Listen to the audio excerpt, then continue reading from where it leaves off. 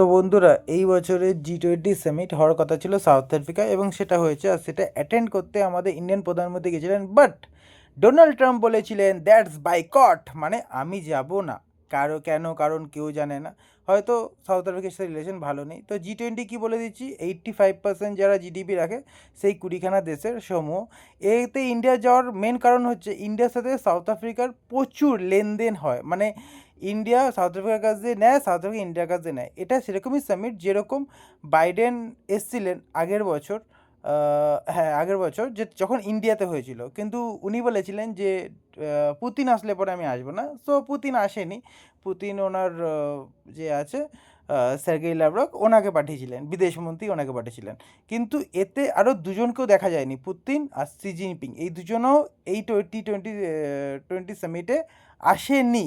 তো তিন তিগড়া কাম বিগড়া, তো এরা তিনজনে আসেনি। এবার দেখো কোন ভদ্র ওয়েলকাম হয়েছিল আমাদের প্রধানমন্ত্রী সাউথ আফ্রিকা।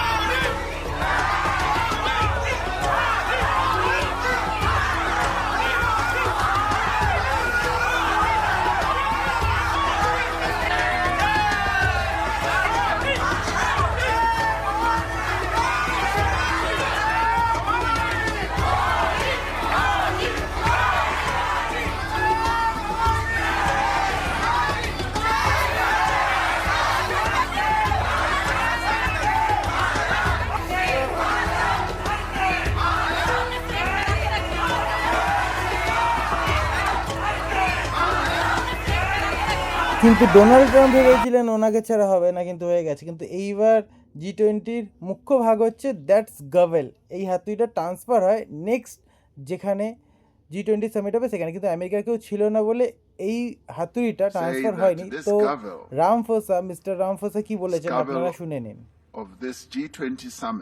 সো উনি বলছে যে হাতুড়িটা নেওয়ার জন্য আমেরিকার কেউ নেই, সো এই হাতুড়িটাকে আমি আমার কাছেই রেখে দিচ্ছি। মানে আমেরিকার কত বড় ইনসাল্ট ইয়ার, যে এই হাতুড়িটাকে আমি আমার কাছে রেখে দিচ্ছি, ওদের যদি দরকার পড়বে তো ওরা নিয়ে যাবে, অন্য কিছু মানে নিলে নেবে না নেবে এরকম ব্যাপার। তো এরকম ভিডিওর জন্য